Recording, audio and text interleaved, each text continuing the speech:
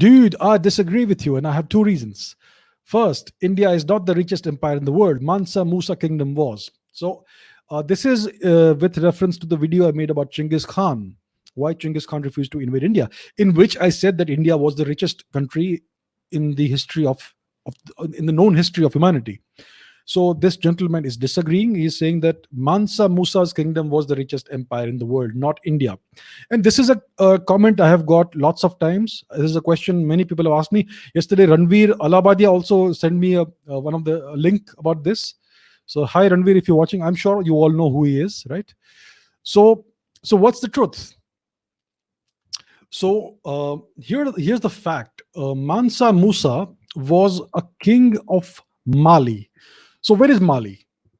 Let's go to the map. Let me show you on the map because we need to. The map is our best friend.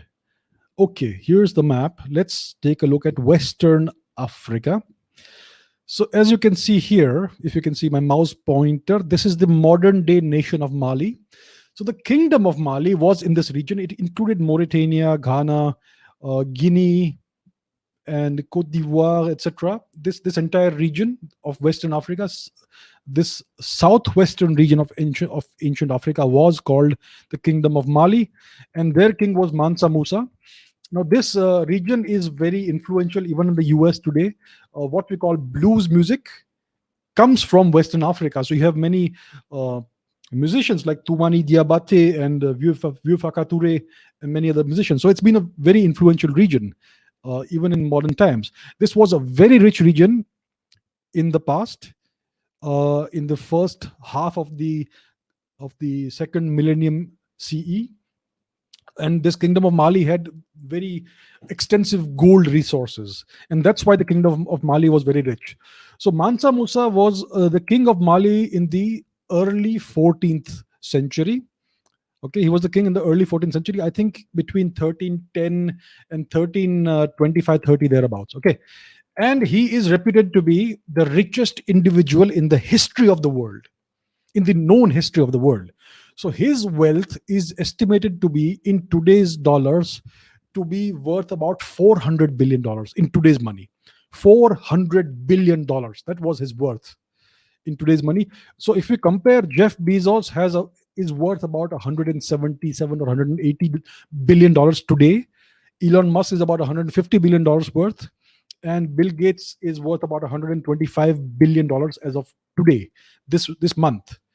So if you compare Mansa Musa, he was worth about 400 billion dollars at that time. Now, does that make the kingdom of Mali the richest empire in the world? Does it really? So think about it this way. You have heard of the great Sri Padmanabha Swami temple in Kerala. One temple, right? Now, recently it was discovered that it contains an enormous treasure, which has been donated to this temple over thousands of years. And the minimum value of the treasure in this one temple exceeds $1 trillion. Right? So there is more than 2.5 times the entire wealth of Mansa Musa in one Indian temple. And it's just one temple. So that is the comparison you need to see. One individual being super rich doesn't make his country the richest country in the world. Let me show you a different example. Let me show you a different. Let me share my screen and show you an image.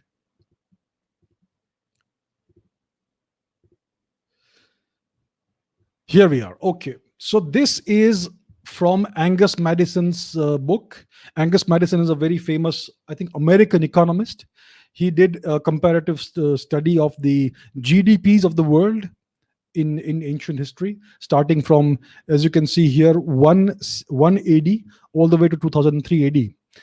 And what he found is that India was consistently the richest country in the world for the best part of the first 1500 years since 1 AD, right?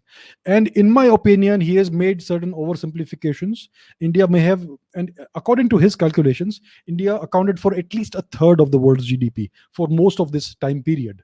In my opinion, if he had calculated correctly and not made certain assumptions, India would have been closer to half of the world's GDP. But that's not the point here. If we see the data here, this is India. If you can see my mouse pointer, and you can see the GDP, right? 180, 1080, 1580, etc. Compare Africa with it. In 180, okay, Musa was in the 13th century, so it's closer to 1500.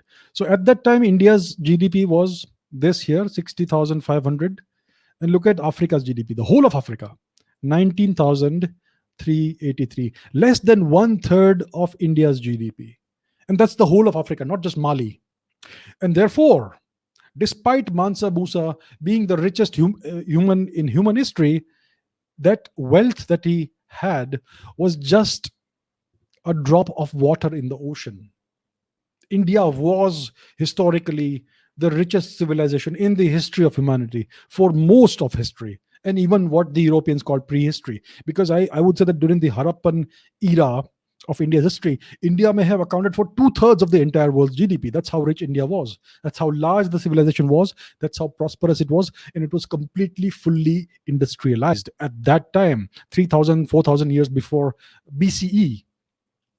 So India has always been the richest civilization in the history of the world. Despite Mansa Musa being the richest individual that we know of, his wealth was just a small drop in the ocean, in the context of the big picture, right? So I hope that explains and puts this question to rest, right?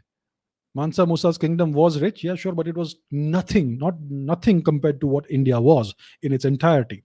Now another question I would like to ask you is, where did all this wealth go? Why is Mali so poor today? Right?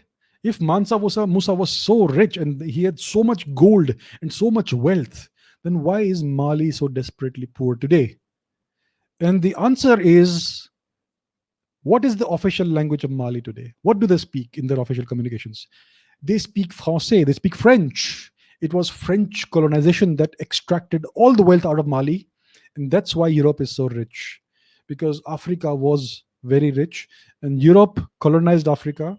They divided up Africa, the French, the Germans, the Dutch, the Belgians, the British, the Italians, and who else? Everyone. And they extracted everything of value out of Africa and also out of India. And that's how Europe became so rich. And that's how there is no gold left in Mali today. All these enormous reserves of gold were extracted out of Mali by the French.